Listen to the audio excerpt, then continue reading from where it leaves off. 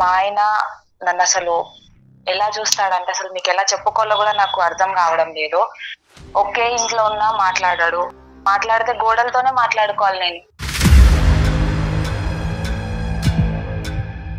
మీ ఇద్దరి మధ్యన physical bonding అనేది కూడా లేదని అనుకుంటున్నాను. ఏమీ లేదు సార్. నేను కాఫీ ఇస్తే కాఫీ కప్పు తీసుకుంటే హ్యాండ్ ఎక్కడ టచ్ అవుతారు అని కూడా ముట్టుకోడు సార్. హలో చెప్పు. ఎందుకు మాట్లాడడం లేదు రాజు? నేను చేసిన తప్పేంది రాజు? నీకు తెలియదా? నేను చెప్పాలా నీకు మళ్ళీ? ఆ రోజు తప్పు చేశాను, నేను ఆ రోజు అలా రియాక్ట్ అయ్యాను. నేను చెప్పకుండా చేస్తే తప్పు కదా. ఏంటి తప్పు? ప్రతి ఒక్కరు చేస్తారు. నేను చేసినప్పుడు నువ్వు క్షమించావా? ఆ రోజు లేట్ వచ్చినందుకు నువ్వు ఎందుకు లేట్ వచ్చావా అని చెప్పి నా కాలర్ పట్టుకుంటావు నువ్వు. ఒక పక్క మా ఆయనని చూడాలా లేకపోతే వీడిని చూడాలా నాకు అర్థం కాలేదు.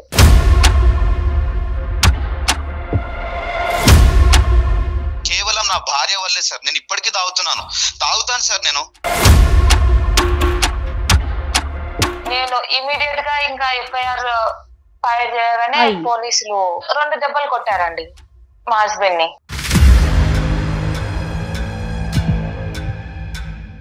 స్టేషన్ లో కంప్లైంట్ ఇస్తే పోలీస్ వాళ్ళు కాపురం చేస్తారు సార్ వచ్చి.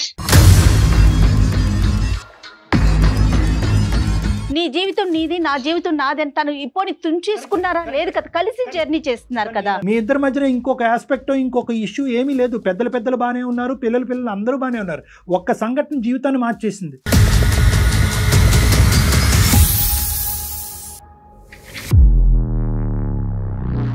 మయూర ఆయుర్వేద అండ్ సిద్ధ హాస్పిటల్ సమర్పించు అందమైన జీవితం కార్యక్రమానికి స్వాగతం.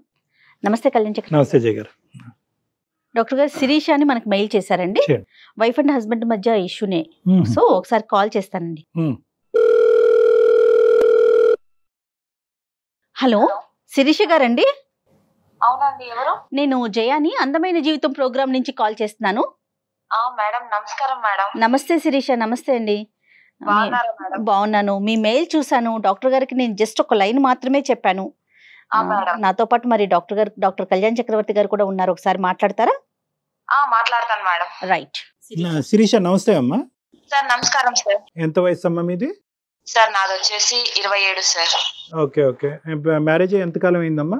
సార్ నా మ్యారేజ్ 6 సంవత్సరాలు అవుతుంది సార్. పిల్లలు ఎవరు లేరు సార్. ఇంకా మీరు చదువుకున్నారా? నేను ఇంటర్ వరకు చేశాను సార్. సరే. ఇప్పుడు జాబ్ ఏమైనా చేస్తున్నావు అమ్మా? లేదు సార్, నేను హౌస్ వైఫ్ నే సార్. చెప్పు నాన్న, సమస్య ఏంటో చెప్పు. సార్ నా సమస్య మీకు ఎలా చెప్పాలో నాకైతే అసలు అర్థం కావడం లేదు. అసలు నా ప్రాబ్లం ఏంటంటే మా ఆయన ఒకే ఇంట్లో ఉన్నా మాట్లాడాడు. ఏమంటారు, ఒకే ఇంట్లో ఉన్నా నన్ను అసలు పట్టించుకోడు. ఒంటరి దాన్ని, ఒక్కదాన్ని. మాట్లాడితే గోడలతోనే మాట్లాడుకోవాలి నేను. అదేంటమ్మా, ఏంటి అసలు సమస్య? అంటే ఇద్దరి మధ్య ఉన్న గొడవ అయిందా? పెళ్లి చూపులకు వచ్చినప్పుడు నాకు తాగడం అంటే నచ్చదు. నేను తాగే వాళ్ళంటే, డ్రింకర్స్ అంటే నాకు చాలా భయం. ఓకే. ఎవరైనా తాగిన వాళ్ళని చూస్తే నాకు షివరింగ్ వచ్చేస్తుంది, నేను భయం వేస్తుంది నాకు. Okay okay. మా నాన్న తాగితే కూడా నేను అసలు ఇంట్లో వాళ్ళకు కనిపించను. ఒక 1 వీక్ వరకు మా నాన్న ముఖం చూడను నేను. అంటే చిన్నప్పటి నుంచి తాగుడు, నాన్న తాగటం, ఇంట్లో సమస్యలు ఇటువంటి వాతావరణంలో పెరిగేవా శిరీష నువ్వు? అంటే మా నాన్న చాలా తాగుతాడు. మా అమ్మని ఎలా అంటే అలా మాట్లాడి తాగనప్పుడు మా నాన్న మమ్మల్ని ఎంత ప్రేమగా చూసుకుంటాడంటే ఆ బాధల్లో పెరిగేవు. తాగనప్పుడు ఉండేటటువంటి తండ్రి, తాగిన తర్వాత ఉండే తండ్రిల మధ్యన ఉండే వ్యత్యాసం బాగా దగ్గర నుంచి చూడటం వల్ల పెళ్లికి ముందు అయితే మాత్రం ఖచ్చితంగా తాగేటటువంటి భర్త అయితే నాకు రాకూడదు అని అనుకున్నావు. ఆ కండిషన్ అతనికి చెప్పేవమ్మా? పెళ్లి ముందు అయితే నాకు అలవాట్లు లేవనే చెప్పారు సార్. సరే ఓకే. అలవాటు అయితే లేదు, ఎప్పుడు ముట్టుకోలేదు. సరే. ఒక రోజు తాగి వచ్చాడు సార్ ఆయన. ఎలా అంటే భయంకరంగా సార్. ఎంతకాలం అమ్మా పెళ్లి అయిన తర్వాత? ఎంతకాలానికి? సంవత్సరానికి సార్. 1 సంవత్సరానికి. ఓకే. అప్పటి వరకు తాగలేదు సార్. చాలా బాగా చూసుకున్నాడు. ఇద్దరు మంచిగా ఉన్నారు. లైఫ్ ని చాలా బాగా ఏది అడిగినా సరే నాకు రిస్ట్రిక్షన్స్, నాకైతే ఎలాంటి రిస్ట్రిక్షన్స్ పెట్టలేదు. పెళ్లికి ముందు, పెళ్లి అయిన తర్వాత కూడా నాకు ఎలాంటి రిస్ట్రిక్షన్స్ పెట్టలేదు. చాలా బాగా చూసుకున్నారు. ఎప్పుడైతే ఆయన తాగొచ్చారో నాకైతే చచ్చిపోవడం అని అన్నంత భయం వేసింది సార్ ఆయన తాగి రావడం వల్ల. తాగి రావడం వల్ల, తర్వాత ప్రవర్తన వల్ల అమ్మా ఊగుతున్నాడు, ఊగుతూ పడిపోతున్నాడు, రోడ్డు మీద పడిపోతూ తూలుతూ వస్తున్నాడు సార్. అలా నేను భరాయించుకోలేకపోయాను సార్ ఆయన ఆ సిచ్యువేషన్ లో చూసి. భయంకరమైన ఏడుపు. నాకు ఎవరు చెప్పుకోవడానికి లేరు, ఎందుకంటే నేను ఇక్కడ ఇంట్లో మేము సపరేట్ గా ఉంటాము. వీధిలో వాళ్ళందరూ చూస్తున్నారు నన్ను. అదేలే పడిపోతూ తూలుతూ వస్తున్నాడు. బైక్ పార్కింగ్ కూడా చాలా భయంకరంగా, దెబ్బలు లేవు కానీ కింద పడితే దెబ్బలు తగులుతాయి అన్నంత భయంకరంగా తాగొచ్చాడు మేడం ఆయన ఆ రోజు. వీధిలోనే నేను మా ఏరియా గేట్ ముందే నేను ఆయనను నిలదీశాను కాలర్ పట్టుకొని. ఎందుకు నువ్వు తాగొచ్చావు, తాగనని చెప్పావు కదా, నువ్వు పెళ్లికి ముందు ఇచ్చిన నాకు మాట ఏంది అని గట్టిగా కాలర్ పట్టుకొని అడిగేసరికి నన్ను కొట్టాడు మేడం. అందరూ ఒక్కొక్కరు ఒక్కొక్క మాట అంటున్నారు, నేనేదో తప్పు చేశానని, ఎంత టార్చర్ పెడుతుందో అని. తాగి రాని మనిషి, ఎప్పుడు తాగి రాని పర్సన్ ఇప్పుడు తాగొచ్చాడు అని అనేసరికి నేను జీర్ణించుకోలేకపోయాను. ఇంకొకటి ఏంటంటే నేను ఫ్యూచర్ పైన నాకు చాలా ఆశలు ఉన్నాయి. నా భర్త ఇలాంటి తాగొస్తే చిన్న చూపు చూస్తారేమో. మా అమ్మని ఎంత వేధించాడో నాకు తెలుసు మా నాన్న. ఇంకా వీధులలో తాగి కొట్లాడుకోవడము రోడ్డు పైన. కాదు శిరీష, ఒక మగాడు ఒక్కసారి తాగొచ్చి తూలుతూ బయట ఏదో పరువు తీసే విధంగా ప్రవర్తించినంత మాత్రాన నీ భవిష్యత్ అంతా కూడా అన్యాయం అయిపోతుందమ్మా. సార్ ఒక్కసారి తాగినోడు రేపు తాగడానికి మళ్ళీ ఎవరు చెప్తారు సార్? ఈ రోజు పర్మిషన్ ఇచ్చాను కదా అని రేపు తాగకుండా ఉంటాడా సార్ ఆయన? అది తొందరపాటు చర్య. దాని నుంచి నువ్వు రియలైజ్ అయ్యావా, లేదంటే ఇప్పటికీ కూడా నేను రియాక్షన్ కరెక్టేనండి అని అనుకుంటున్నావా? నేను రియలైజ్ అయ్యాను సార్. ఫస్ట్ అయితే రియలైజ్ అయ్యాను. తర్వాత ఏమైంది? అయితే నేను ఇమ్మీడియట్ గా మా తమ్ముడికి కాల్ చేశాను. కాల్ చేసి వాడు ఇమ్మీడియట్ గా ఒక 10 మందిని వేసుకొని వచ్చాడండి. అంటే నువ్వు చెప్పడానికి కారణం ఏంటమ్మా? నీ బాధ పంచుకుందామన్నా, లేదంటే అతని చేత మీ ఆయన్ని చితకూడదామన్నా? అంటే అక్క కదా, సపోర్ట్ ఇస్తాడు కదా. నేను చాలా అంటే చాలా వాళ్ళ చేతులలో ఒక బంగారు బొమ్మలాగా పెరిగాను సార్. ఈ 10 మంది ఏం చేశారు? వాళ్ళైతే ఎవరు ఆయననైతే ఏమనలేదు, తీసుకెళ్లి పోలీస్ స్టేషన్ లో పెట్టారు సార్.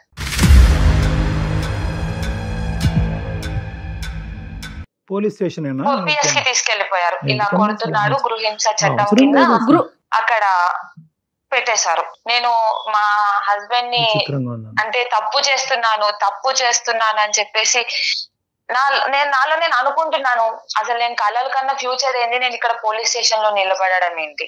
అయితే అప్పుడు మా తమ్ముడు నన్ను చాలా బెదిరించాడు అనమాట. కేసు పెట్టు, నిన్ను ఎట్లా పెంచుకున్నాం మేము, నువ్వు ఏంది ఇట్లా అది ఇది అని చెప్పేసి చాలా అంటే కళ్ళతో చూపుతో బెదిరిస్తే, ఒక పక్క మా ఆయనని చూడాలా లేకపోతే వీడిని చూడాలా నాకు అర్థం కాలేదు ఆ సెకండ్ లో. నేను ఇమీడియట్ గా ఇంకా ఎఫ్ఐఆర్ ఫైల్ చేయగానే పోలీసులు 2 దెబ్బలు కొట్టారండి మా హస్బెండ్ ని.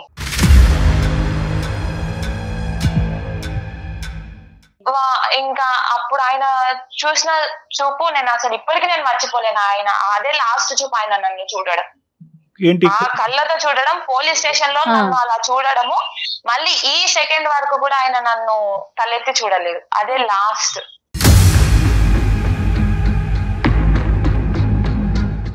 మీ ఇద్దరి మధ్యన ఫిజికల్ బాండింగ్ అనేది కూడా ఏమీ లేదు సార్. నేను కాఫీ ఇస్తే కాఫీ కప్పు తీసుకుంటే హ్యాండ్ ఎక్కడ టచ్ అవుతారు అని కూడా ముట్టుకోడు సార్.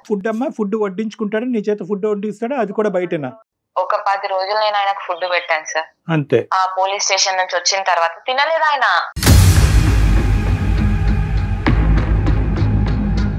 ఇప్పుడు మీ ఇంటికి అమ్మా నాన్నలు మీ తరపున కానీ ఆయన తరపున కానీ వచ్చిపోవటాలు ఏం లేవమ్మా? రాకపోకలు లేవా? వాళ్ళ ఇంట్లో వాళ్ళు వస్తారు. మా అమ్మ వాళ్ళైతే ఎప్పుడైనా ఒకసారి వచ్చి ఇట్లా వెళ్ళి అట్లా వెళ్ళిపోతారు. కాకపోతే వాళ్ళు ఉన్నప్పుడు కూడా లేట్ నైట్స్ రావడమే. నాతో వచ్చి ఏం మాట్లాడాడు, ఆఫీస్ వర్క్ అని చెప్పేసి నేను కవర్ చేసేస్తాను. ఆయన ఇన్ని సంవత్సరాల ప్రయాణంలో ఎప్పుడు కూడా మీ పేరెంట్స్ ఏంటమ్మా అల్లుడు గారు అంత ముభావంగా ఉంటారు, నీతో ఎలా ఉంటున్నారు, మాతో అలా ఎందుకున్నారు, పెళ్ళైనటువంటి 1 సంవత్సరం బానే ఉండేవారు కదా, ఇప్పుడు ఎందుకు అలా ఉన్నారనే బేసిక్ క్వశ్చన్ రాలేదమ్మా మీ పేరెంట్స్ దగ్గర నుంచి? మా వాళ్ళు అడిగారు సార్, మా వాళ్ళు అడిగారు, మా అత్తగారు కూడా కాల్ చేసి అడిగారు. వాడు మాతో బానే మాట్లాడుతున్నాడు, నీతో ఎలా ఉన్నారు. మామూలుగా మా అత్తగారు పిల్లల గురించి అడిగారు.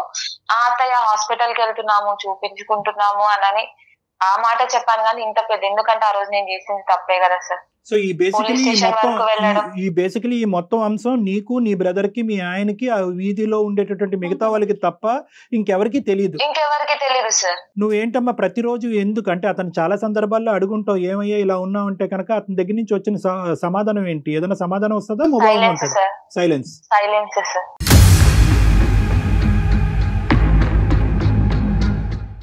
మరి నువ్వు ఏ ఆశతో అమ్మా, అంటే ఏంటి నీ ఆశ ఏంటి? రానున్న రోజుల్లో మనిషి మారుతాడన్నా ఏంటి నీ ఆలోచన ఏంటి, కోరిక ఏంటి? మనిషి మారుతాడనే నమ్మకం ఉంది సార్, ఎందుకంటే 1 year ఆయనతో కలిసి సంసారం చేశాను కదా సార్. ఆ బాండింగ్ నాకు ఇంకా ఇప్పటి వరకు గుర్తుంది కదా సార్.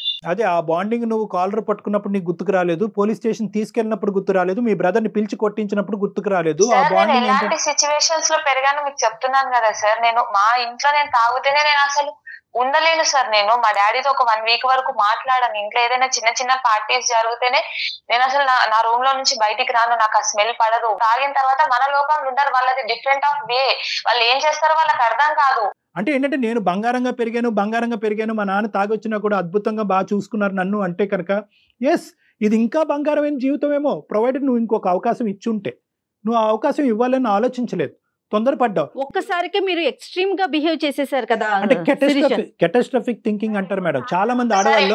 ఇప్పుడు వాళ్ళెవరో పార్టీ ఇచ్చారని తాగొచ్చారు, రేపొద్దున ఈయన 10 సార్లు పార్టీ రేపొద్దున రాకుండానే అమ్మ రేపొద్దున వస్తే కనుక, రేపొద్దున ఇలా అవుతే కనుక, రేపొద్దున నా భవిష్యత్తు ఇలా అవుతాయి, ఈ ఊహాజనకమైనటువంటి ఆలోచన వాస్తవానికి నిజం అవుతుందో లేదో గానీ అది జరగకముందే నీ జీవితాన్ని ఈ రోజు నాశనం చేసుకుని ఎదుర్కొంటూ కూర్చున్నావు. 5 సంవత్సరాల నుంచి నువ్వు ఒంటరిగా మిగిలిపోయావా లేదా చెప్పండి. దీన్ని కెటాస్ట్రోఫిక్ ఒంటరితనం, మనిషి ఉండి ఒంటరితనం, అది ఇంకా దరిద్రం. ఎవరు లేకపోతే ఎవరు లేరు అని అనుకోవచ్చు, కళ్ళెదురుకుంటా మనిషి ఉండి అంతకు ముందు 1 సంవత్సరం పాటు అద్భుతంగా జీవితాన్ని అనుభవించిన నువ్వు ఈ రోజు మనిషి ఎదురుగుంటా ఎలా మారిపోయాడే అని చూసినప్పుడల్లా నీకు ప్రతిరోజు ఒక కత్తిపోటు లాంటిదే. చాలా మంది ఆడవాళ్ళకి ఒక్క పాయింట్ చెప్తాను, తర్వాత నువ్వు చెప్పి కానీ ఉన్న పరిస్థితి బట్టి ఆలోచన కొనసాగాలి అని అంటూ ఉంటాం. దీన్ని యాంగ్జైటీ థింకింగ్ కింద మారకూడదు, కెటాస్ట్రోఫిక్ థింకింగ్ అంటారు. ఏదో ఒక ఆలోచన, ఇప్పుడు ఒకటి సంఘటన కనిపించింది నీ కళ్ళెదురుగుంటా, దాన్ని ఏంటంటే ఆ సంఘటన చుట్టూరునే నీ ఆలోచన ఉండాలి. కానీ ఈ సంఘటనకి, గతంలో నీ జరిగినటువంటి సంఘటనకి, మీ ఎదురింటి పక్కింటి ఆంటీ ఇంట్లో జరిగినటువంటి సంఘటనలకి ముడి పెట్టకూడదు. దీన్ని భిన్నంగా చూడాలి. దీన్ని అక్కడ చాకచక్యంతో, ఆలోచన శైలితో దీనిగానే మార్చుకోవాలి. కానీ అమ్మో మా నాన్న అలా ఉన్నాడు కాబట్టి నా భర్త ఇలా అయిపోతాడేమో, అమ్మో నా భవిష్యత్తు అలా అయింది కాబట్టి ఇప్పుడు నా భవిష్యత్తు ఎలా అయిపోతుందని చెప్పి దీనికి ముడిపడితే కనుక జీవితాంతం భయపడుతూనే సస్తామమ్మ. ఇలా అయిపోతుంది పరిస్థితి. సరే, ఇంతవరకు నేను చెప్పా, మా తరపున నీకు ఎటువంటి సహాయ సహకారాలు చేయగలం. మీరు కౌన్సిలింగ్ ఇస్తారు కదా సార్, ఆయనతో ఒకసారి మీరు మాట్లాడి చూడండి. నాకైతే ఇప్పటి వరకు ఏం మాట్లాడలేదు, నా ఫోన్ ఎత్తారు, నా మెసేజ్ కి రిప్లై ఇవ్వరు. ఆయన వైపు నుంచి ఎలాంటి ఆన్సర్ కావాలి అని మీరు ఎక్స్పెక్ట్ చేస్తున్నారు? ఏం కోరుకుంటున్నారు మీ హస్బెండ్ వైపు నుంచి? మళ్ళీ కలిసి జీవిస్తామని ఒక చిన్న శిరీష ఒకసారి మాట్లాడదాము. కానీ ఇప్పుడు డాక్టర్ గారు మాట్లాడిన తర్వాత ఒక సారీ గానీ లేకపోతే మీ తప్పు గానీ మీరు ఒప్పుకుంటారా? మరి ఒప్పుకుంటాను మేడం, ఖచ్చితంగా ఒప్పుకుంటాను. ఇలాంటి సమస్య వచ్చినప్పుడు భార్యాభర్తలుగా మీరిద్దరు సెట్ చేసుకోండి. మీ ఇద్దరు సమస్య సెట్ అవ్వకపోతే తల్లిదండ్రుల వరకు వెళ్ళండి, తల్లిదండ్రుల వరకు సెట్ అవ్వకపోతే పోలీస్ స్టేషన్కి వెళ్ళండి అని చెప్తా ఉంటాం. నువ్వేం చేసావంటే ఇక్కడి నుంచి అక్కడ దుంకావు. సో ఈ రోజు ఎటువంటి పరిస్థితి వచ్చింది అంటే కనుక, అమ్మో పోలీస్ స్టేషన్కి ఈడ్చుకుని వెళ్ళినటువంటి నా భర్త రియాక్షన్ 5 సంవత్సరాల పాటు వనవాసం చూశాను కదా నేను.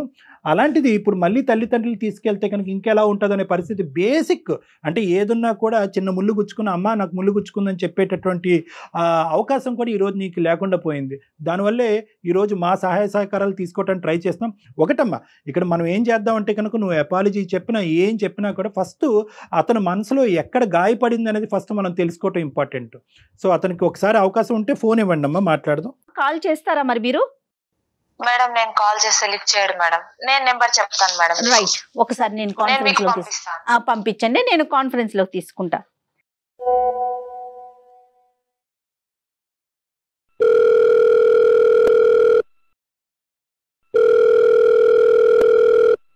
హలో, రాజు గారండి? అవునండి, ఎవరు? నేను జయానండి, అందమైన జీవితం ప్రోగ్రామ్ నుంచి కాల్ చేస్తున్నాను.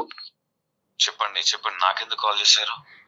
ఏం లేదు రాజు గారు, శిరీష గారు మీ వైఫ్ మాకు ఒక మెయిల్ పెట్టారు. అవును, మా వైఫ్ అండి. Yes yes. ఒక్కసారి నాతో పాటు డాక్టర్ కళ్యాణ్ చక్రవర్తి గారు కూడా ఉన్నారు. ఓకే, జస్ట్ ఒక విషయం మీతో మాట్లాడదాం అన్నట్లుగా కాల్ చేశాను. జస్ట్ మినిట్ అండి. ఏం మాట్లాడాలండి. రాజుగారు నమస్తే అండి. రాజుగారు నమస్తే. డాక్టర్ కళ్యాణ్ చక్రవర్తి అండి. మీరు వర్క్ లో ఉన్నారా? పర్లేదు చెప్పండి. ఏం లేదు. చాలా దుఃఖంలో ఉంది అమ్మాయి, మీ వైఫ్. అంటే 6 years బట్టి 5 years బట్టి అనుకుంటాను సుమారుగా. ఏదో ఒక సంఘటన తర్వాత భార్యాభర్తలుగా మీరిద్దరు ఒకే ఇంట్లో ఉన్నా కూడా మీ ఇద్దరి మధ్యన ఎటువంటి సంబంధం లేదు, ఒక ఆలోచన లేదు, ఆఖరికి ఒక కంటి చూపు కూడా లేదు అనేటటువంటి ఒక చెరసాల, ఒక జైల్లో ఉంటున్నానండి అని ఆ అమ్మాయి అంది.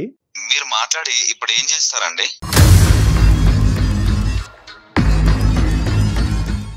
నేనేం చేస్తానని అనట్లేదు రాజుగారు. నేను ఏమంటున్నానంటే 5 సంవత్సరాలు బట్టి కనుచూపు కూడా మాట పక్కన పెట్టండి, కనుచూపు కూడా లేనటువంటి భర్త, నేను దగ్గరికి వస్తేనే చేదరించుకునే భర్త, నా చేతి వంట గాని నా కాఫీ మంచినీళ్ళు కూడా తాగినటువంటి భర్త ఏ కారణం చేత ఏం జరిగిందో మీకు తెలుసా? అందు గురించే మీకు చేశాను రాజుగారు.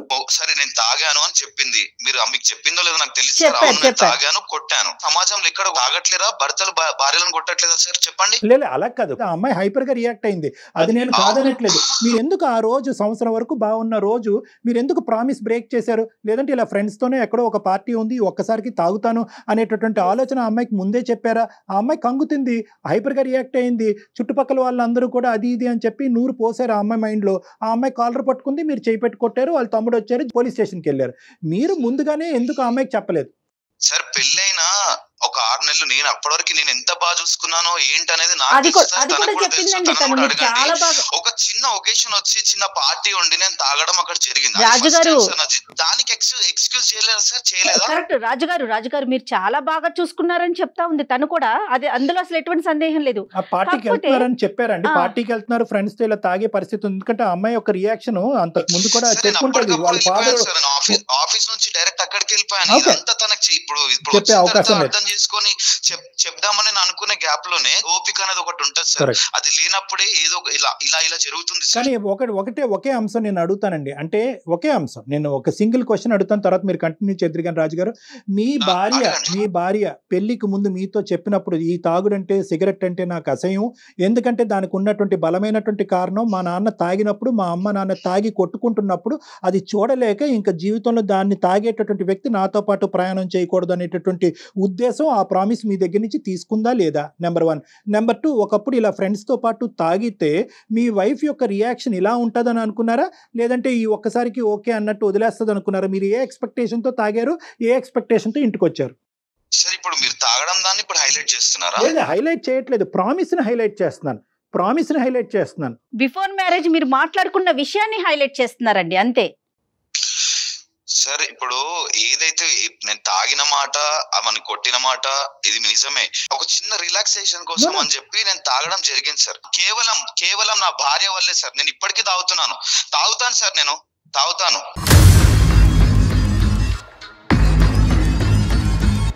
ఎందుకంటే నా మనసు సార్ ఎంత కృంగిపోయిన ఆ సిచ్యువేషన్ లా అసలు నాకు తెలుసు సార్. అది సాటి మొగాడిగా నేను మీకు చెప్పాల్సిన అవసరం లేదు సార్. అసలు ఆ పరిస్థితుల్లో ఏం జరిగింది సార్? ఆ స్టేషన్ లో కంప్లైంట్ ఇస్తే పోలీస్ వాళ్ళు కాపురం చేస్తారు సార్ వచ్చి.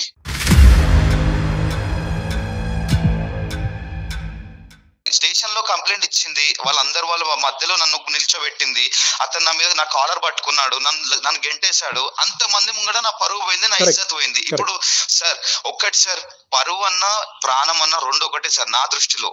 పోతే తిరిగి రావు సార్, మళ్ళీ తిరిగి రావు అవి. ఆ టైంలో ఎంత సఫర్ అయ్యానో, ఎంత బాధపడ్డానో నాకు తెలుసు సార్, నాకు తెలుసు. కరెక్టే, కానీ అదే మనసులో ఉంచుకొని నేను ఇలాగే ఉంటాను అంటే అది వైఫ్ అండ్ హస్బెండ్ రిలేషన్ కదండి, ఫ్రెండ్స్ కాదు కదా.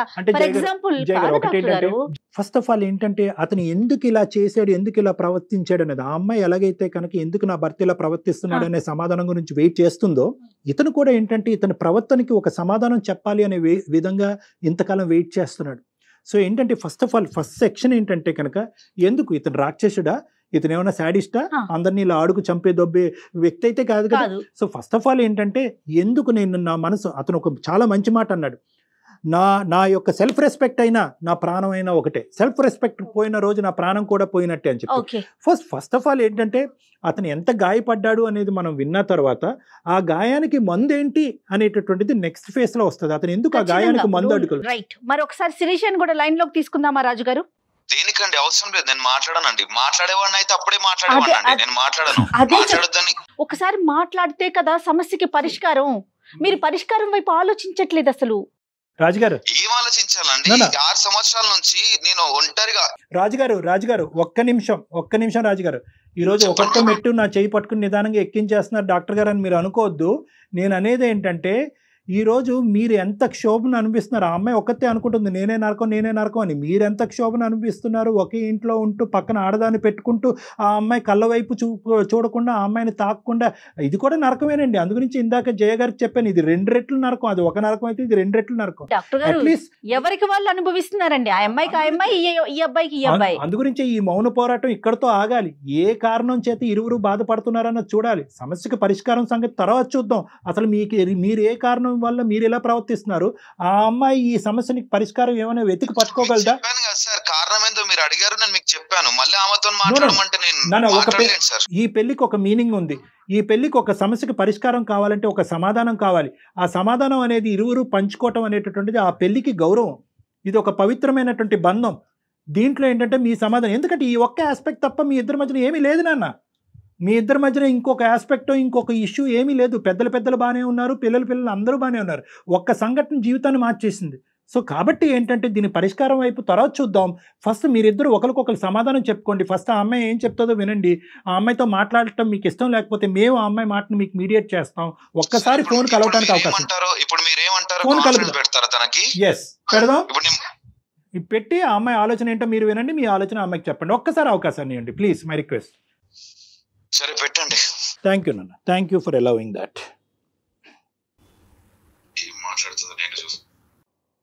హలో శిరీష. అమ్మ రాజుగారు లైన్ లో ఉన్నారు మా, మీ హస్బెండ్. అయితే ఒకసారి శిరీషతో మాట్లాడండి. అమ్మ శిరీష నువ్వు మాట్లాడమ్మా. మీ ఆయనతో చాలా కాలం అయింది కదా మాట్లాడి. ఒకసారి మాట్లాడి, నీ మనసులో ఉన్న బాధ ఏంటో. అతను చాలా కష్టం మీద మనకి పర్మిషన్ ఇచ్చారు. ఒకసారి మాట్లాడు. హలో చెప్పు. ఎందుకు మాట్లాడడం లేదు రాజు? నేను చేసిన తప్పేంది రాజు? నీకు తెలీదా? నేను చెప్పాలా నీకు మళ్ళీ? నేను ఏం చేశా రాజు? నేను నీకు ఫస్ట్ పెళ్లికి ముందే చెప్పాను కదా రాజు, నాకు తాగితే నచ్చదు అని. తాగితే నేను బరాయించుకోలేను, తట్టుకోలేను అని కూడా చెప్పాను కదా రాజు. అయితే ఆ మాత్రం అంటే తాగినందుకు ఆ మాత్రం దానికి స్టేషన్ దాకా వెళ్ళిపోతావా? మీ ఇంట్లో మొత్తం చెప్పి ఇజ్జత్ మొత్తం తీయడానికి రెడీ అయిపోతావా? రాజు నేను ఇంట్లో వాళ్ళకి, ఒక మా తమ్ముడికే కదా రాజు చెప్పింది, మా ఇంట్లో వాళ్ళకి ఎవరికి చెప్పాను. అవును, మీ తమ్ముడేమన్నా అర్థం కాదు అసలు ఏంది? మీ తమ్ముడేమన్నా అనుకుంటుండా లేకపోతే ఏంది? మీ తమ్ముడిని చెప్పుడు ఏంది? నువ్వు మీ తమ్ముడు నాకు ఫోన్ చేసి మా అక్కని ఇట్లా చూసుకుంటలేమంట ఏంది ఇవన్నీ? నన్ను అడుగుతాడా మీ తమ్ముడు? ఎన్ని సంవత్సరాలు అయింది రాజు నువ్వు నాతో మాట్లాడక? ఒక్కసారైనా నాతో మాట్లాడాలని లేదా నీకు? మస్తు అమాయకంగా మాట్లాడుతున్నావు, ఏం తెలియనట్టు. అబ్బా అవార్డు ఇవ్వచ్చు నీకు. ఏం గుర్తు అంతా మర్చిపోతారేంది? నాకు అర్థం కాదు. మనుషులు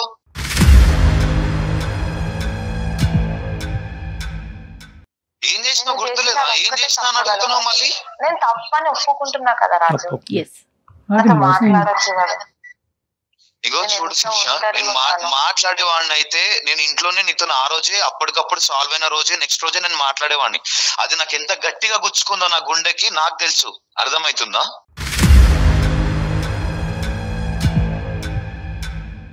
సారీ చెప్తున్నాను కదా రాజు, ఆ రోజు తప్పు చేశాను. నేను ఆ రోజు అలా రియాక్ట్ అయ్యాను. నేను చెప్పకుండా చేస్తే తప్పు కదా. ఏంటి తప్పు? ప్రతి ఒక్కరు చేస్తారు. నేను చేసినప్పుడు నువ్వు క్షమించావా? నేను ఏదో లైట్ గా నేను ఆ రోజు లేట్ వచ్చినందుకు నువ్వు ఎందుకు లేట్ వచ్చావు అని చెప్పి నా కాలర్ పట్టుకుంటావు నువ్వు. నేను తప్పు చేశాను. చిన్న విషయం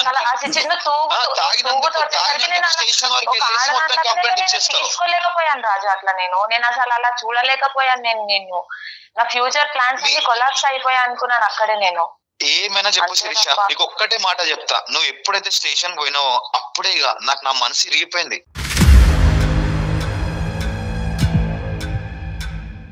నీ అసలు ఎటువంటి ప్రేమ గాని చూపిద్దామన్నా రావట్లేదు. అసలు ఏం చేయాలో అర్థమైతలేదు. నువ్వు ఏమైనా తప్పు నాదే రాజు, సారీ. నేను సారీ నువ్వు ఏమైనా చెప్పు. ఏం సారీ? సూదితో గుచ్చి అయ్యో తగిలిందా సారీ అంటే ఇన్ని రోజులు బట్టి నీకు రానటువంటి ఒక అవకాశం వచ్చింది. నీ భర్త నీతో మాట్లాడుతున్నాడు. ఇది ఒక బంగారం అవకాశం, దీన్ని సద్వినియోగం చేసుకోవాలి. కాబట్టి మేము అనుకున్నట్టే నువ్వు ఒక అడుగు ముందుకేసి అపాలజీ చెప్తున్నావు, సంతోషం. దీన్ని అన్కండిషనల్ అపాలజీ అంటారు. ఓకే, అన్ని విధాలుగా నా తప్పు అయ్యింది కాబట్టి నా తప్పు నేను తెలుసుకున్నాను, నేను హైపర్గా రియాక్ట్ అయ్యాను, అలా రియాక్ట్ అవ్వకుండా ఉండవలసింది, మా బ్రదర్ని ఇన్వాల్వ్ చేయకుండా ఉండవలసింది, పోలీస్ స్టేషన్కి వెళ్లకుండా ఉండవలసింది అనే విధంగా నువ్వు ఫస్ట్ అది ఒప్పుకోవాలి. అది మనస్ఫూర్తిగా, మా గురించి కూడా కాదు, సుమన్ టీవీ గురించి, అందమైన జీవితం గురించి కాదు, అది మనస్ఫూర్తిగా నువ్వు అది చెప్పాలనుకుంటే ఫస్ట్ ఆ ఆస్పెక్ట్ చెప్పు. తర్వాత నువ్వు ఏం చేస్తే కనుక రాజు మళ్ళీ ముందుకు వచ్చి నీతో పాటు ప్రయాణం కొనసాగిస్తాడన్నది నెక్స్ట్ అడుగుదాం. నీ కోసం, నీ కుటుంబం, నీ సంసారం కోసం అమ్మా, అది దృష్టిలో పెట్టుకొని మాట్లాడు. రాజు చెప్పు. రాజు సారీ రాజు. దేని ఏం సారీ?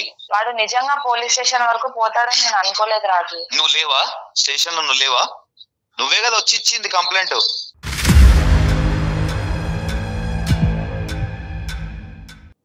అన్ని తనే. రాజు ఒక్క నిమిషం, శిరీష ఒక్క నిమిషం. ఆ అమ్మాయి కావాలని చేసిందా, తెలివి తక్కువతనంతో ఇమ్మెచ్యూరిటీగా చేసిందా అనేది ఒక్కసారి ఆలోచించుకో. నేనైతే మాత్రం 210% తెలియక చేసింది, అనాలోచితంగా చేసింది, చుట్టుపక్కల వాళ్ళు ప్రేరేపించడం వల్ల చేసింది. కాబట్టి ఆ సబ్జెక్ట్ని ఇక్కడితో వదిలేద్దాం. ఆ అమ్మాయి అన్కండిషనల్ అపాలజీ 100 సార్లు చెప్పింది. ఈ అపాలజీని నువ్వు యాక్సెప్ట్ చేసి ఈ ఈ జీవితాన్ని ముందుకు కొనసాగటానికి నీ యొక్క కండిషన్స్ ఏంటో చెప్పు. Will conclude on this. ఎక్కడైతే నా ఇజ్జత్ స్టేషన్ లో తీసిందో అక్కడే వాళ్ళ తమ్ముడు ఆమె ఇద్దరు వచ్చి నా కాళ్ళు పట్టుకునే దాకా అందరి ముందు, ఎక్కడైతే నా ఇజ్జత్ పోయిందో, పరువు పోయిందో, అక్కడే అందరి ముందు వచ్చి నా కాళ్ళు పట్టుకుని నాకు క్షమాపణ అడిగితే నేను క్షమిస్తాను మేడం. సార్ నేను చెప్తాను సార్, మా తమ్ముడిని పిలిపించి ఎలా చెప్పించమంటారు సార్? సారీ. ఇప్పుడు నువ్వు కాలు పట్టుకుంటావు సరే, మీ తమ్ముడు కూడా ఉన్నాడు కదా దీనికి. మీ తమ్ముడు స్టేషన్ దాకా తీసుకెళ్లి అందరు ముంగడ చేస్తే మీ తమ్ముడు కూడా ఉన్నాడు కదా. ఒకటి తమ్ముడు క్షమాపణ చెప్పాలి అనేది ఒకటి, రెండోది ఏంటంటే తమ్ముడు ఏంటి అది పోలీస్ స్టేషన్ లో చెప్పాలా? అవును సార్, పోలీస్ స్టేషన్ లో ఇది కరెక్ట్ కాదు కదా. కరెక్ట్ కాదేమో రాజు. ఎక్కడి న్యాయం డాక్టర్ గారు? అంటే నీకు ఎట్లా కంఫర్టబుల్ గా ఉంటే అదేది కరెక్ట్ ఏదో రాంగ్ ఏదో నువ్వు చూసుకుంటావు. అలా కాదు నీ చేతిలో తను జుట్టు పెట్టిందని చెప్పి నువ్వు ఇష్టానుసారం మాట్లాడటం కాదు రాజు. చెల్లెల జీవితం ఇలా అవ్వాలని కోరుకుంటూ ఎవడు చేయడు. ఇంటికాడ చెప్తే సారీ రాజు, రాజు మీరు కొంచెం ఒక్క మెట్టు తగ్గాలి రాజు ప్లీజ్. ఎందుకంటే నాకు ఒక్క అంశం చాలా బాగా అర్థమైంది. 5 సంవత్సరాల పాటు ఇంత వాడి వేడితో మీరు ఇద్దరు కలిసి ఉన్నారంటే మీ ఇద్దరి మధ్యన ప్రేమ అనేటటువంటి సబ్జెక్ట్ అయితే ఉంది కాబట్టి. రాజు ప్లీజ్ రాజు మీరు ఒక్కసారి ఆలోచించండి. ఇప్పటికైనా కూడా ఆ అమ్మాయి అపాలజీ చెప్పింది, తమ్ముడి చేత అపాలజీ చెప్పిస్తానంది, కథ సుఖాంతం అని నాకు అనిపిస్తుంది. ఎవరికి వాళ్ళు ఒక మెట్టు తగ్గితే సంసారం అనేది ముందుకెళ్తదండి. ఇంకెవరు పెద్దవాళ్ళు ఎవరి ఇన్వాల్వ్మెంట్ ఉండదు ఇందులో. ఇంకెవరు అక్కర్లేదు, ఇంకెవరు పెద్దవాళ్ళు అక్కర్లేదు. మీ ముగ్గురు కూర్చోండి. మీరు చెప్పిన దానికి ఓకే మేడం, నేను కాదనట్లేదు. బట్ ఇది మళ్ళీ రిపీట్ అయితే మాత్రం చాలా కష్టం మేడం. రిపీట్ అవ్వకూడదు, మేము తేల్చిన రిపీట్ అవుతాయి. 5 సంవత్సరాలకి ఎంత టైం పట్టింది. ఓకేనమ్మా, all the best Sirisha. Thank you sir, thank you so much sir. నమస్తే. జాగ్రత్త, మెచ్యూర్ గా ఆలోచించు. బాయ్ అమ్మా. Thank you sir, thank you sir, bye sir. Thank you so much. నమస్తే.